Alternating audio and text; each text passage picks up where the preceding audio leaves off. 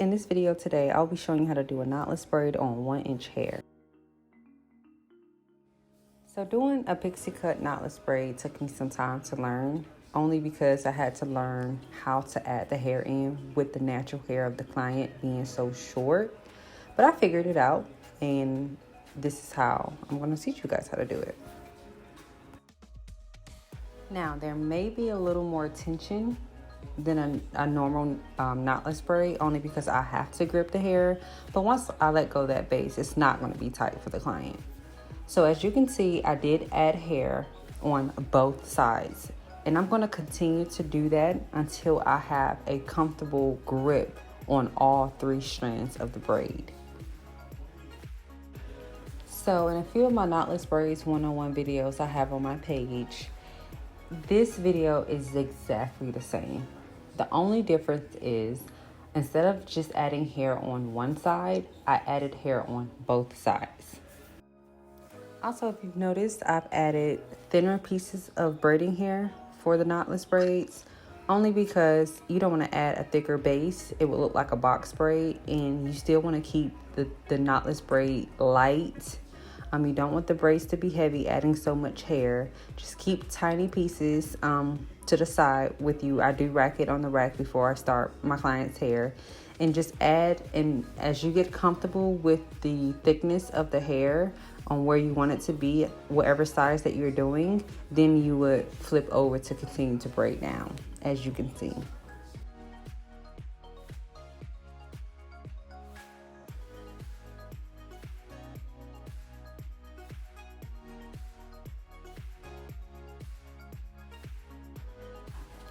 So I'm going to fast forward braiding the shaft of her hair down.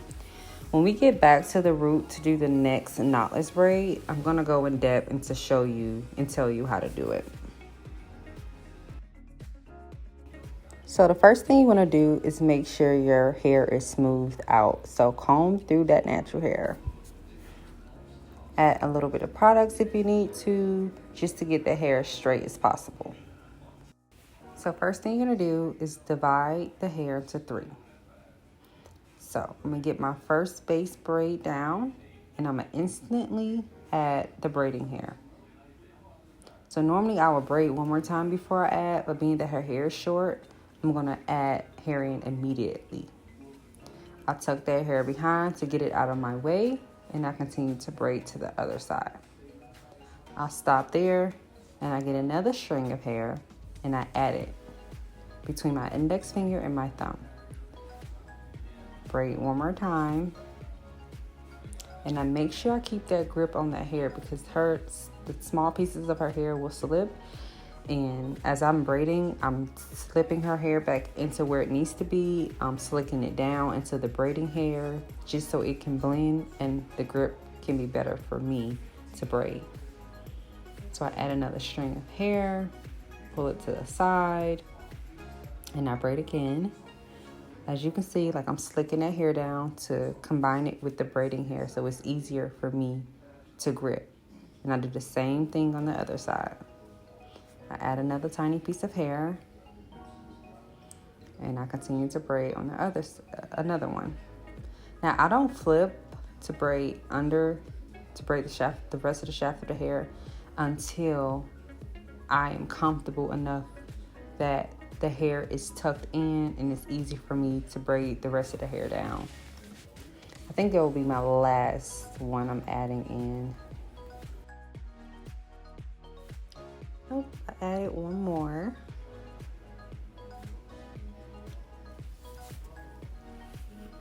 So as you're braiding, make sure you're slicking her hair down into the braiding hair, so it's easier for it to blend.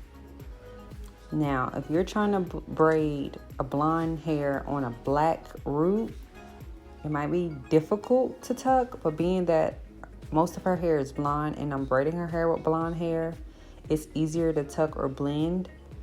And you see, as I flipped over to braid the shaft of her hair, I'm smooth out her braid, make sure everything is good, tucked away, and I braid on down.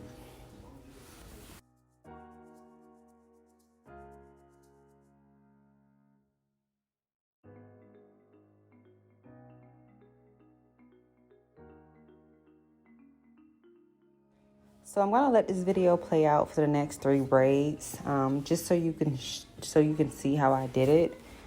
On the last braid, I will go back into details to show you how I did it one more time.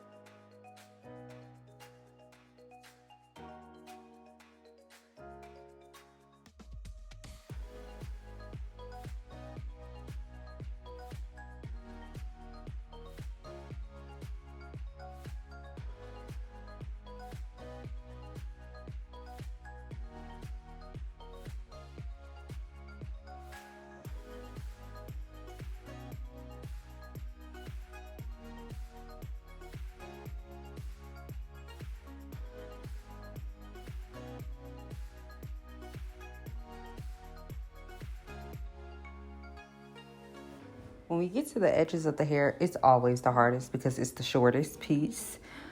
Just like I said, make sure you get your product in your comb to make the hair as straight as possible so your grip can be good. This grip might look really tight, but it's actually not that bad. I add immediately. As I add in the hair, I continue to braid, continue to smooth, continue to tuck. Honestly, my hands hurt after this style.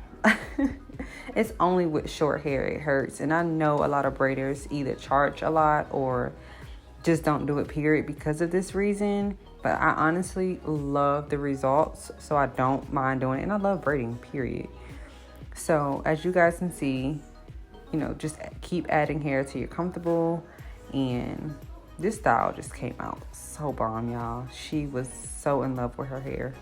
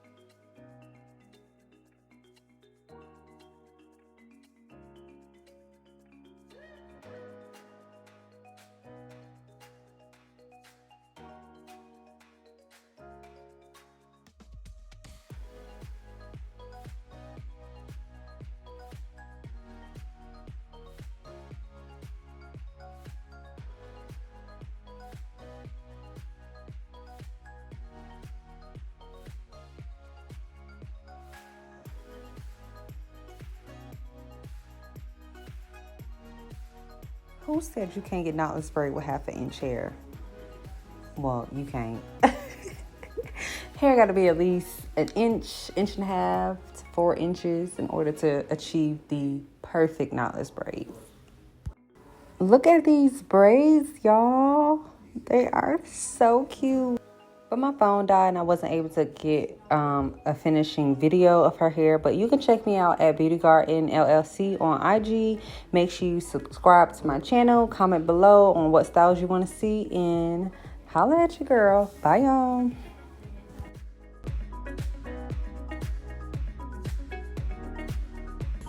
Swing your hair for me? Just swing your hair for me.